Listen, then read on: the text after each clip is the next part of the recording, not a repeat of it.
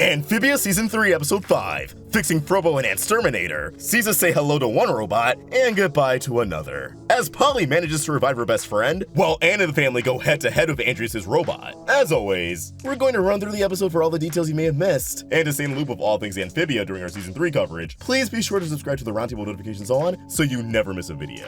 With all that said, let's dive in. Polly forces this episode to get to the point as she alerts the planter family with claims of repairing Frobo, who has been in pieces since the climax of True Colors, his corpse having zero appearances or mentions since the new normal. As it turns out, Frobo's repairs consist of a washing machine that the family probably needs, Christmas lights that aren't yet in season, and various tubes. Yikes. Also, a Gruckle stand bobblehead is in the garage. That's cute. Between that and the Gideon doll in the Season 3 theme song, I like to imagine the Boonchoys have definitely been to Gravity Falls on a road trip before, which isn't too far-fetched, given that California is right by Oregon. And Sprig and Hop Hop are hesitant at the idea of Frobo being restored and reactivated before they return to Amphibia, given the danger that accompanies such a task. But Polly doesn't listen, which leads to a laser light show that incinerates Mr. Boonchoy's gaming controller fresh from an Amazon warehouse, and a beam that disrupts Domino's quality nap time. I love how we're given more character traits of the Boonchoy family with every episode. Here, we learn that Anne's dad is a hardcore gamer, a PC boy in particular, sipping on V-Fuel, an obvious parody of G-Fuel. The title of the game he's playing can be spotted on his box art near the CPU, Vagabond Chronicles Online, which is the same franchise Marcy's a huge fan of, calling back to Marcy at the Gates. Marcy's probably a traditional RPG gamer, while Mr. Boonchoy is more competitive and leans into the MMO scene. So basically what I'm saying is, Marcy's favorite Final Fantasy is 7, while Mr. Boonchoy's pick is 14. His gaming agenda for the day includes grinding to level 50, unlocking the Fire Aga spell, which in Square Enix franchises such as Final Fantasy and Kingdom Hearts is the strongest version of fire, and amassing at least 20 potions, which typically recover health. Now there's two books on the shelf near Mr. Boonchoy's desk that caught my attention, Business for Dummies and Food for Thought, right next to each other. The latter I'm assuming is a cookbook of sorts, and I imagine these are old books Anne's parents bought in the early days leading up to the family restaurant. Just a nice little detail. We also learned that Domino is evidently an outdoor cat, or at the very least likes to nap in the sun from time to time. Stay safe, beloved feline. Polly conducts her own internet research, which means it's time for Amphibia to be the best representation of internet culture and animation thus far, as she consults Big Ol' Wiki, which of course is a parody of Wikipedia that's appeared before, though this time the robotics page on Big Ol' Wiki has a substantial difference from the real deal. Neopal, which seems to be a cross of Neopets and a toy line maybe. A Google Images page of robot frogs has a shit ton of Easter eggs. Dandy Frog, which I imagine is a nod at Space Dandy. A Gundam Frog, of course, Gundam. A Final Fantasy Frog of Cloud's big ol' sword, which appears to be from a video game guide website. The preview of the article reading, Big Sword How to Unlock. And there's a blue robot frog striking a familiar meme pose, with the JoJo menacing text on screen, from a site whose hyperlink indicates is a parody of Anime News Network, with the post reading, Menacing Robot Frog. Is this a JoJo reference? Which, yeah, if you're internet savvy, I don't think I need to explain that joke any further. There's also an Amazon page featuring a figure that's a pink recoloration of a character I recognize, but I don't remember the name of.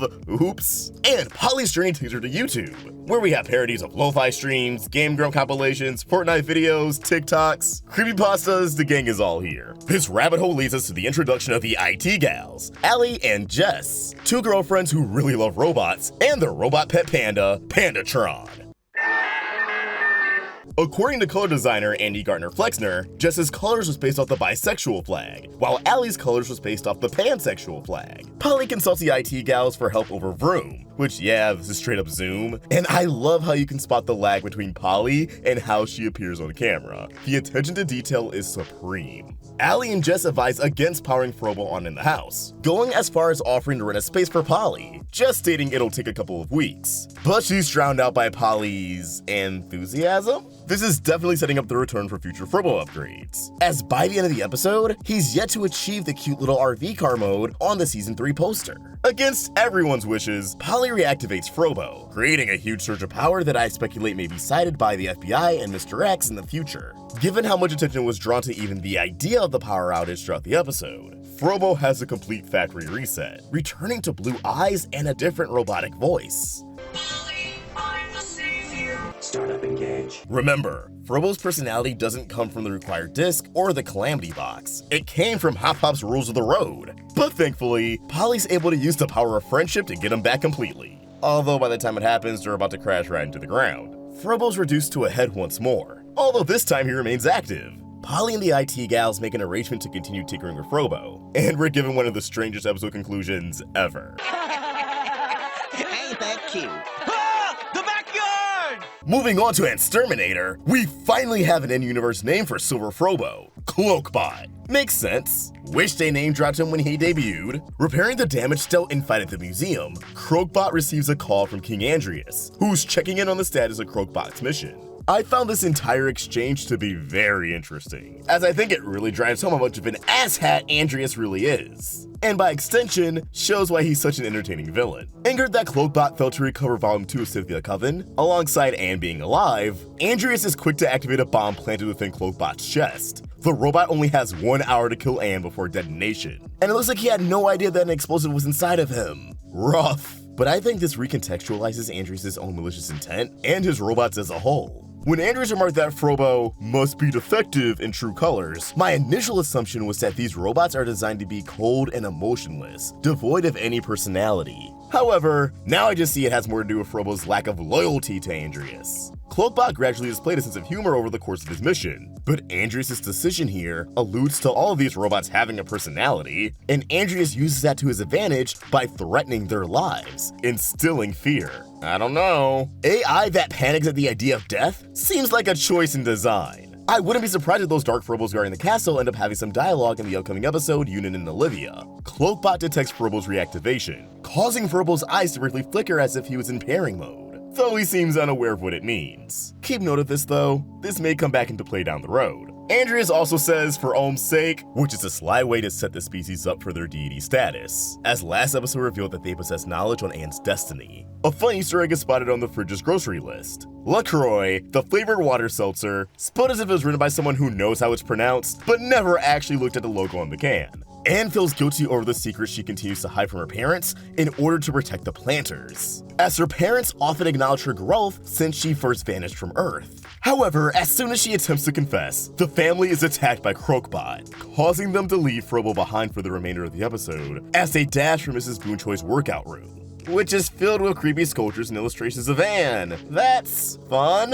Mrs. Boonchoi created these to deal with stress after Anne went missing, but notice she says she thought Anne ran away. This may be an idea planted into her head by Marcy's parents, given that they all disappeared after Marcy was informed she'd be moving out of state, storming out of her house. I definitely think that's gonna come up again later. The sign on the door reads, Anne away 89 days. But we know she's been gone for way longer than that, which I read as Mrs. Boonchoi being so stricken with grief that she gave up on keeping count 3 months in. Like I said before, we ain't done unpacking how the girl's disappearance impacted everyone, even if the execution is a bit more comedic than dark and serious. It kinda reminds me of Gravity Falls, for example, and how within comedic situations lies a depressing truth, like how Grunkle Stan mourned Wax Stan due to how it reminded him of Ford. Anne also calls out that she's not living up to her mother's expectations, after noticing one of the sculptures is her dressed up as a doctor. But if you notice, there's a lot of doodles of Anne with good grades, which contradicts what we know about her academic endeavors. So not only was Mrs. Boonchoi coping through all this art, she was also projecting an idealized version of her daughter onto said art. Guys, it is rough out here. The dog walker from the new theme song makes an actual appearance, failing to observe the mayhem around her as she's sucked into her phone, although she's walking a different dog here, so I wonder if this is just her job, a dog walker. I guess we'll find out if she appears again, although she could also just have more than one dog. The family is chased all throughout the city by Cloakbot, who's not being subtle whatsoever. But all throughout the season thus far, the everyday citizen appears to be kind of, dumb. And in this instance, police officers witness the chase, but just think that they're filming for the next Fumigator installment. The pursuit brings everyone to the junkyard, where Cloakbot cranks up the Terminator vibes to 100, having less than 20 minutes to kill Anne. Speaking of which, Anne has an intense talk with her mother over the secret she's kept. Mrs. Boonchoi questions if her daughter hasn't really grown at all. When is she truly going to grow up? Frustrating Anne enough to shout, "I don't know!" Which kinda mirrors the first temple, where Hop Hop also questions Anne over their own conflict, leading to the same response. What's it gonna take for you to let this go? They don't know! When are you going to grow up? When are you going to stop getting in trouble? When and when? I don't know, okay? I do see where Anne's mother is coming from. We know they didn't have a perfect relationship before Anne went to Amphibia, and after such a traumatic event of your own child disappearing for months, I imagine you're still going to be on edge for a while. So to still see old bad habits surface, such as withholding major information, it's heartbreaking. and it makes it difficult to move forward. Luckily for these two, however, they're able to talk it out and reach an understanding. Mrs. Boonchoi finally sees how much the planters mean to Anne, which means it's time for everyone to come together and kick some ass, setting up Cloakbot with a disgusting amount of sculptures before ambushing him like it's nothing. Well, trying to ambush. They get it eventually. Yeah, we just watched a robot get jumped. But is there some foreshadowing in this brutal assault? The theories of Sasha losing an eye and Anne losing an arm may have some validation, as Cloakbot loses an eye, an arm, again, gets stabbed through the chest, that might seem familiar, and his leg goes as well. I don't know, maybe it's nothing, but it definitely got an eyebrow raise out of me. Also, that moment of Hop Hop and Mr. Boonchoi is gold. Were you surprised by that display of ferocity, Mr. Boonchoi?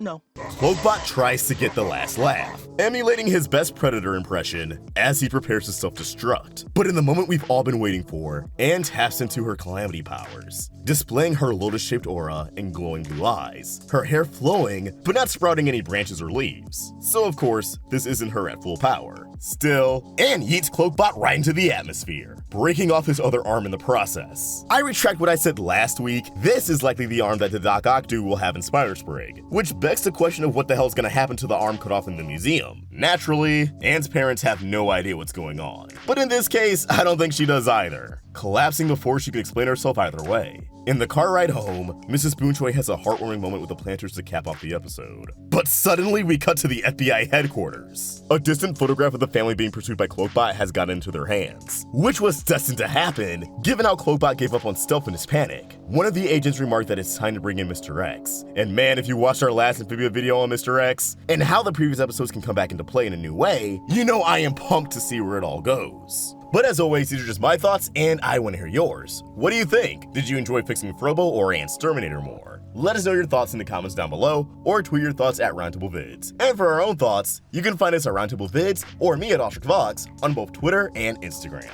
If you enjoyed this video, please throw it a like, and subscribe to the Roundtable for more great cartoon content. Thank you for watching, and I hope you have an awesome day. See ya!